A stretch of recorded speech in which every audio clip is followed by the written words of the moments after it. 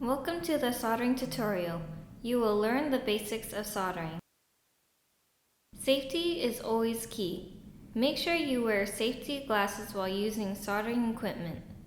If you need supplies, we have the soldering supply drawer with the basic necessities, and extra tools on the wall including the hot air gun and wires.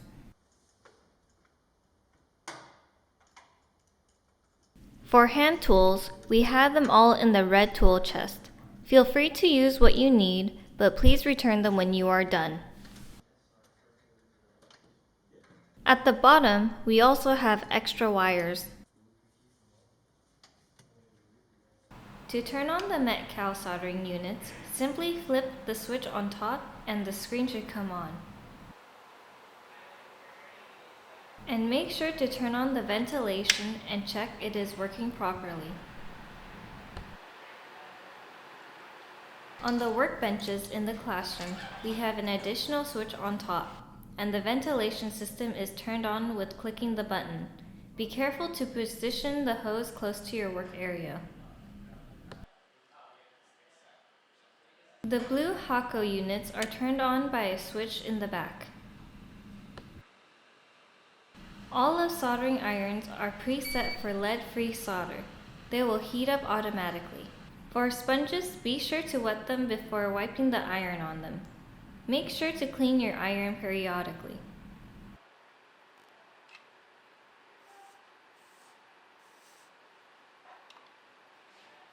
The brass wool sometimes cleans better. Never touch the tip of the iron as it is very hot. If the tip is worn out, you can dip the hot iron into the jar of tip activator. This helps to recoat the surface of the tip, and then retin the tip. You should tin the tip periodically as well. For soldering wires, cut a length of wire you want and strip a little bit off the ends.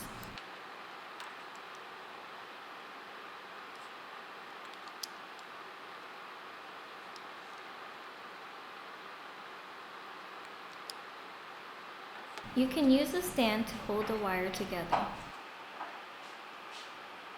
You want to apply the iron and the solder to opposite sides, ensuring the solder flows onto the wire. The result will look like this. You want a solid connection between the wires.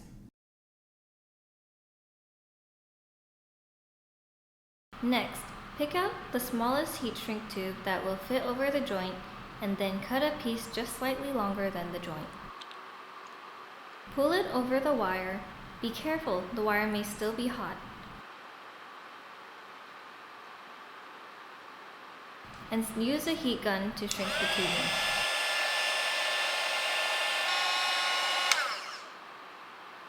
Next, we will show how to solder pins onto a proto board. First, place the pins where you want them, and use a small piece of tape to secure the side you are not soldering. Make sure they are level and straight.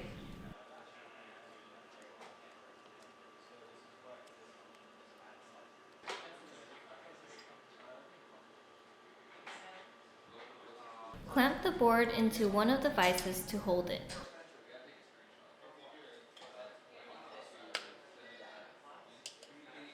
Similar to soldering the wire, put the tinned iron and solder on opposite sides and let the solder flow onto the pin or pad. Be careful not to add too much.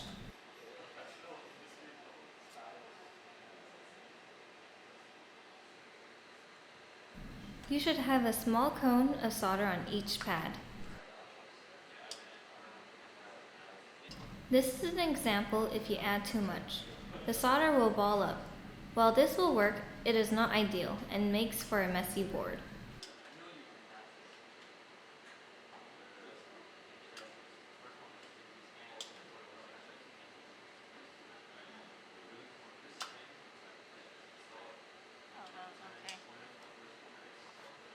One of the tools you can use to remove excess solder is a solder sucker. You push the plunger down to load it and press the button to suck. To use it, you want to heat up the ball of solder and then hold the sucker close to it and push the button. Multiple uses may be necessary to remove a lot of solder.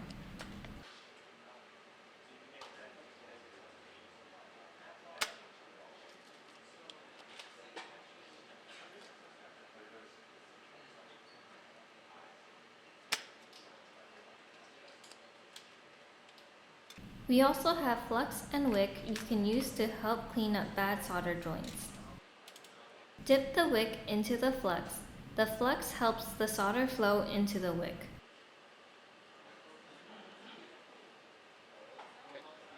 And then push the wick down onto the joint with a cleaned hot iron. The solder will flow into the wick.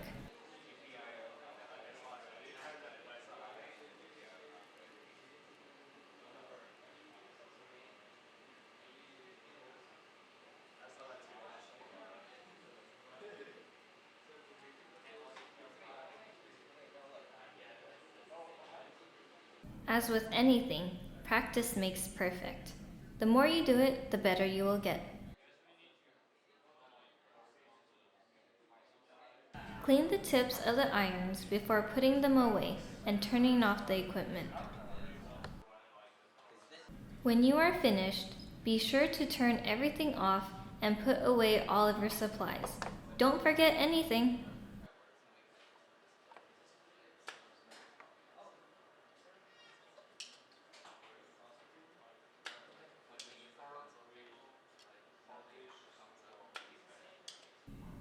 Sweep off the bench tops for any bits of wire and trash.